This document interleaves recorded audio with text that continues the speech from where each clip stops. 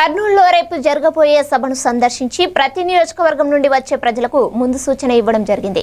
కూటమికి సంబంధించిన ప్రతి కార్యకర్త కదలి రావాలని కోరుతూ ఆ సభను విజయవంతం చేయాలని కోరుకుంటున్న టీడీపీ బి మాధవ.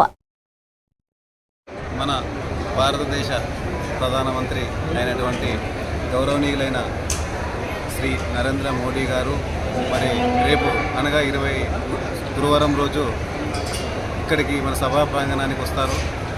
ఆయన వచ్చేదానికి కారణం ఏంటంటే మరి జిఎస్టీ అంటే గూడ్స్ అండ్ సర్వీస్ ట్యాక్స్ దేశంలో అన్ని మార్కెట్లలో దొరికే సరుకులకు సంబంధించి జిఎస్టీ తగ్గించడం జరిగింది.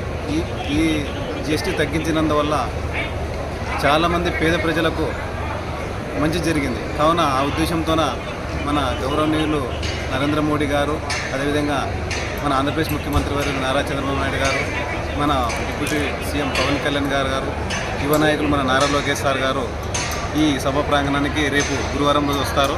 కావున మా కర్నూలు జిల్లా ప్రజలందరూ కూడా, అదేవిధంగా మా ఆదోని నియోజకవర్గ ప్రజలందరూ కూడా, మా గ్రామ ప్రజలందరూ కూడా ఇక్కడికి వచ్చి ఈ యొక్క సభని విజయవంతం చేసి ఈ యొక్క పూర్తి చేయవలసిందిగా తెలియజేసుకుంటూ నమస్కారం.